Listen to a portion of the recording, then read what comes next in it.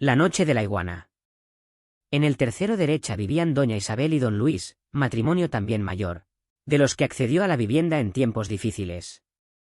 Pero no estaban solos, allí residían también, aunque, como siempre, la distribución de la escasa dimensión espacial del piso sigue siendo un enigma, su hija y su yerno, con 2 hijos pequeños.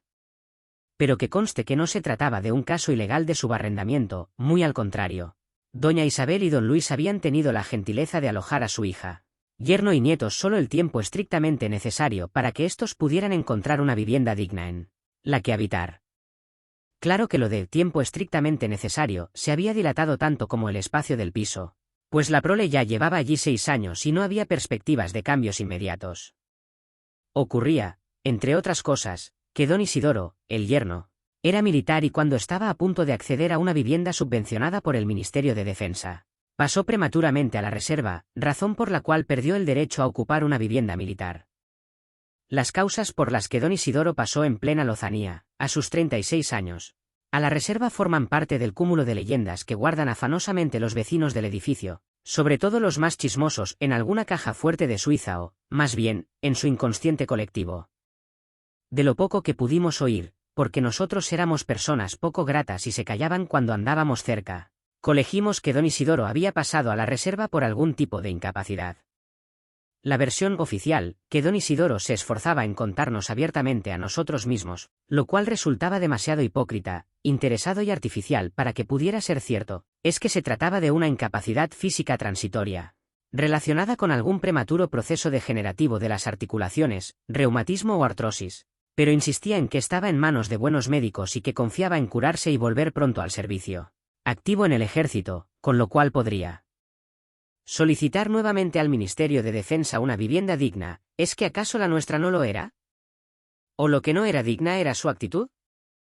En cambio, la versión comunal que oíamos fragmentariamente a los demás vecinos era muy diferente. Parecían insinuar los vecinos que la incapacidad de don Isidoro ni era física ni era transitoria y que, en consecuencia, jamás volvería al ejército, porque allí no lo querían ver ni en pintura. Apoyaban este durísimo diagnóstico en el comportamiento de que hacía gala don Isidoro con su familia. Por lo visto, don Isidoro tenía una innata vocación histriónica y gustaba de imitar fónicamente a todo tipo de animales, sobre todo a requerimiento de sus hijos pequeños, con lo cual se podían ahorrar el dinero del cine. Por ello, muchas veces, a las 9 de la noche, cuando los adultos están cenando y los niños pequeños están intentando ser dormidos, se oían por el vecindario nítidos sonidos de perros, gatos, tigres, leones, lobos, loros, vacas, y otros componentes de la fauna mundial, como si de un casting para el Baku Baku se tratara. Aunque al principio los vecinos se estremecieron ante la posibilidad de que hubiera tales animales en el edificio, pues no se daban cuenta de que ellos, en cierto modo, también lo eran, pronto captaron que dichos sonidos procedían del piso de doña Isabel y don Luis, que venían acompañados por risas de niños pequeños, y que al cabo de cierto tiempo todos esos ruidos cesaban. Eso sí, don Isidoro siempre se abstuvo de imitar sonidos de rinocerontes, hipopótamos y elefantes, para no ser injustamente confundido por los demás vecinos con doña Paquita.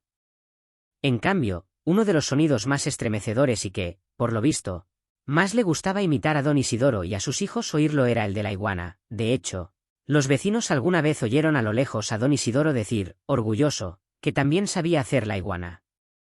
Se me hace difícil describir con palabras el sonido de la iguana, en parte porque nunca lo he oído, pero no dudo de que a las 9 de la noche tal sonido puede causar gran espanto. La verdad es que, movidos por la curiosidad, nosotros pensamos en acceder al edificio una noche en aquel sublime momento, pero desistimos porque nuestra mera presencia a tales horas, incluso en fechas cercanas al cobro del alquiler, habría desatado entre los vecinos mayor pánico que todas las iguanas de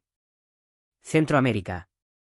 En todo caso, lo cierto es que los vecinos se habían resignado a tal sonido y habían aprovechado tal contingencia para bautizar a la familia de doña Isabel, don Luis y sus descendientes como la noche de la iguana, siguiendo esa costumbre tan particular de poner apodos cinematográficos a los demás vecinos.